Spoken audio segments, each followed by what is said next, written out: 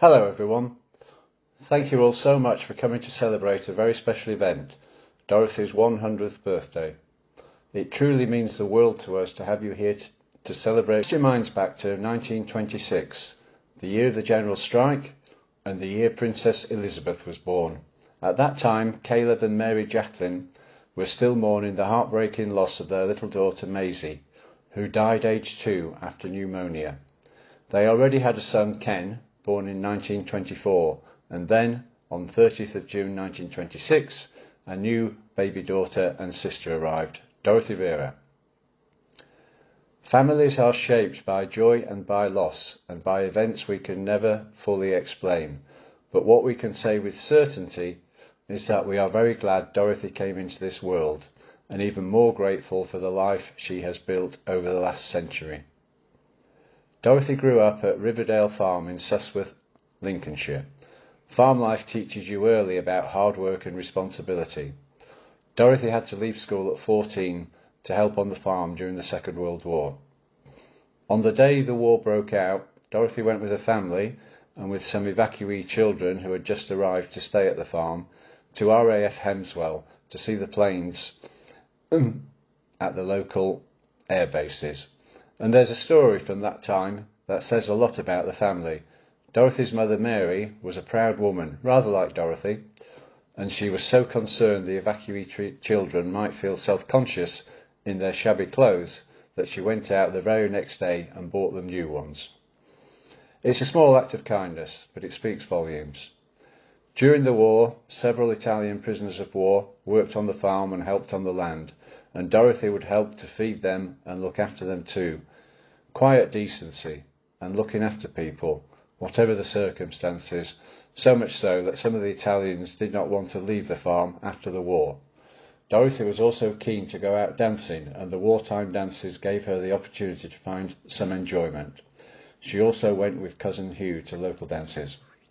Dorothy has a creative side. She developed a real talent for painting and won a prize in a local painting contest when she was young. She has spent years with a paintbrush in her hand ever since and is a great decorator. She always throws herself into things, practical, organised, steady, and with a never stop and keep going attitude which has served her well. After the war, Dorothy stayed at Riverdale Farm, working on the land and tending the livestock. Then, in the mid-1950s, one day she came in from work to find her father talking to a young farmer called Lewis from about 5 miles away. He'd come to inquire about buying a muck spreader from Caleb, and by all accounts he took a shine to Dorothy the moment he saw her. Where there's muck, there's love. Before long he plucked up the courage to ask Mum out, and they drove to Matlock and Viagelia in Derbyshire for their first outing together. The romance developed, and on the 28th of May 1955 they were married at Scotter Church. Immediately after the reception they set off 7 hours drive to Bournemouth for their honeymoon. Mum moved from Riverdale Farm to Ravensfleet Farm after their wedding. Later that same year brought deep sadness with the devastating loss of her beloved father Caleb, who died in October 1955. But Mum carried on, as she always has, with strength and purpose.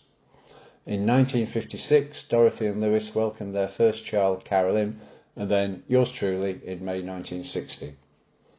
The 1960s brought mixed fortunes. The loss of her beloved mother Mary in 1965 and a serious operation. But Dorothy's spirit and her curiosity never left her. She became a member of her local Women's Institute and was their president for many years.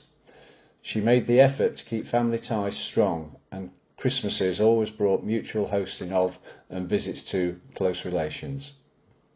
Holidays were very important, especially as most years there was only the opportunity to take 1 week in the summer before the harvest started.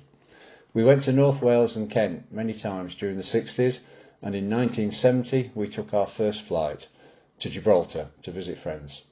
From there the travel bug really took hold. The 1970s and beyond brought trips to Italy, France, Spain, Greece, Morocco, Tunisia, Poland, Romania, Albania, Malta, Tenerife, Germany and Yugoslavia.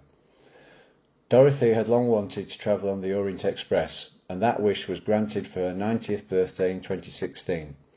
one of those pinch yourself moments, and she finally had her cup of coffee and afternoon tea in St Mark's Square, Venice, something she'd wanted ever since first visiting Venice in 1971.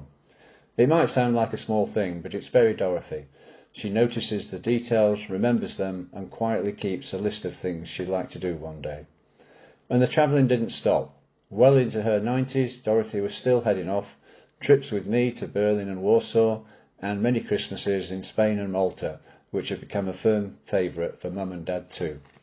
Family life and events carried on alongside all of that. In 1980, daughter Carolyn and Paul married, and in 1994, Caitlin arrived, bringing a whole new chapter and a great deal of joy with having a granddaughter. Dorothy is now expecting to become a great-grandmother towards the end of this year. In 1992, Mum and Dad retired from the farm to a bungalow in Lee on the outskirts of Gainsborough, and when you think about it, that was only Mum's third home, which is quite remarkable. They quickly settled in and met many new friends and neighbours, including the attendees at Lee Chapel. Lewis struggled with health issues throughout his retirement, and after being on an oxygen machine for over 4 years, he sadly passed away in 2002.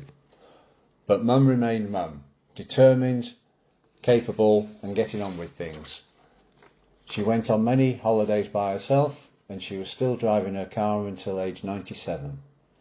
In more recent years, we've seen a decline in Dorothy's memory with the onset of dementia, which is a terrible disease. There was a brief stay in a care home, and then she came out back to her bungalow in Lee the day before granddaughter Caitlin and Liam's wedding in May 2024, which felt like a gift and a small victory for all of us. At the age of 98 and 9 months, Dorothy moved closer to me in Bagshot, here in Violet Place, where she's meeting new friends. But she still feels very lonely at times, and she misses so many friends and family members of her generation who are sadly no longer with us.